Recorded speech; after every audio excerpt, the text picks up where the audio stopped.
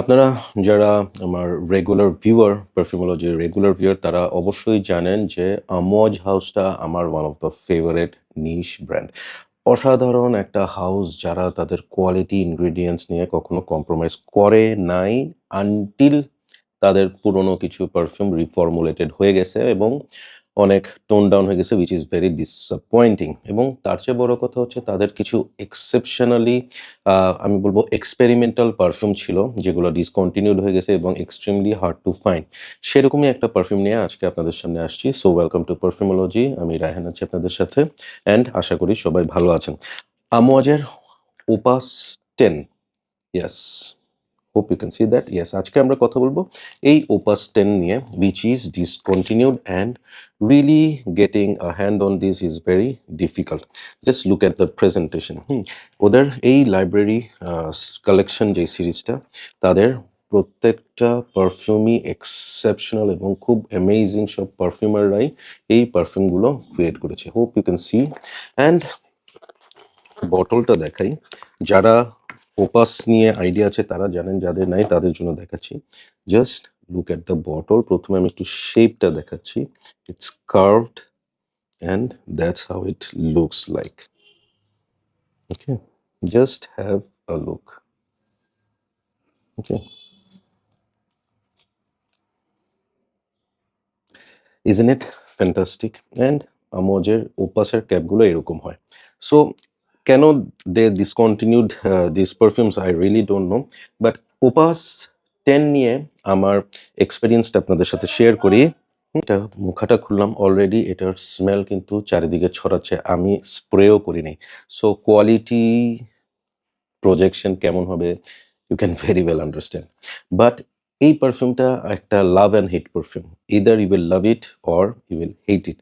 আমার কাছে এটা লাভ নাকি হেট দেখতে হলে শেষ পর্যন্ত দেখতে হবে। সো লেট মি স্প্রে ইট।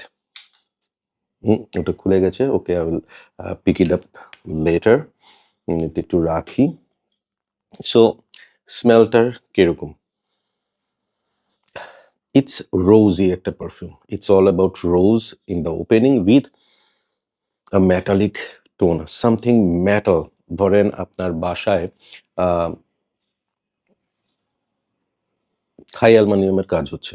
সো থাই অ্যালুমিনিয়ামের কাজ হওয়ার সময় যে ঘষলে যে একটা মেটালিক স্মেল আসে, সেই ধরনের একটা স্মেল মিক্সড উইথ রোজ।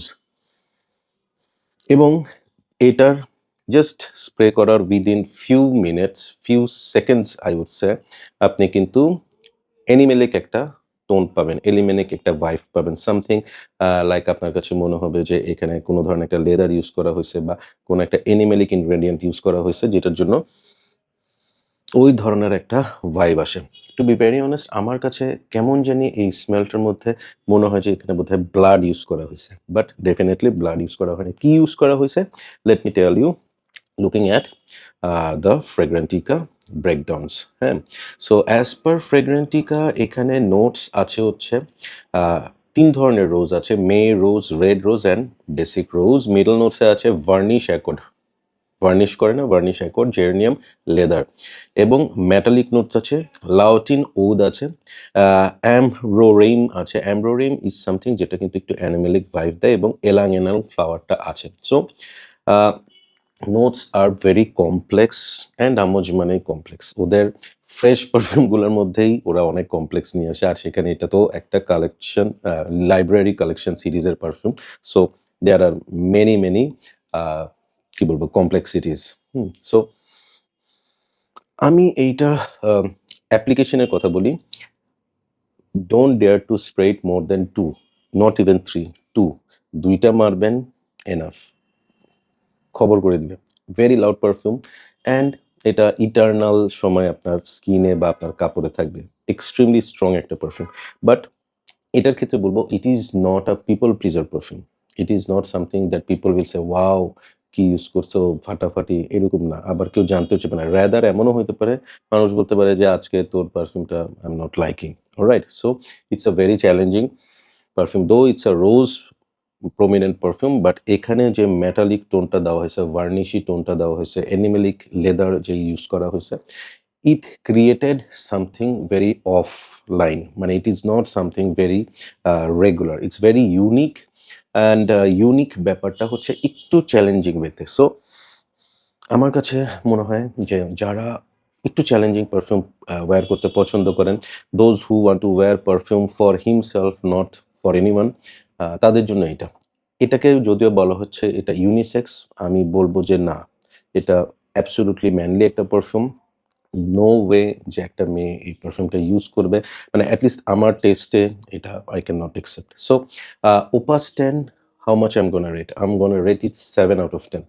আমার স্মেলটা খুব ভাল লাগে as just to take it, to experience it, but if I want to wear it I will not wear it. Okay, so it is very challenging for my test. এটার anyone who is above 30, I would say 35 is okay to wear it. But আমি আবারও বলছি, আপনি বুঝে শুনে wire করবেন, রাতে wear করবেন। Don't use it in morning. সামারে করতে পারেন রাতে, but winter is I think better for this. So Opus 10 discontinued, পাওয়া খুব টাফ, প্রাইস অনেক বেশি। Still if you get it, আমি বলবো যে try it before you buy it. Okay, it's not a must have, but it is something that is unique. So that's my take on Opus 10. Hope you like it. Subscribe করবেন, like দিবেন এবং comment করে জানাবেন আমার কন্টেন্টটা কেমন লেগেছে। Take care, keep loving Perfumology, and keep smelling good. Bye bye.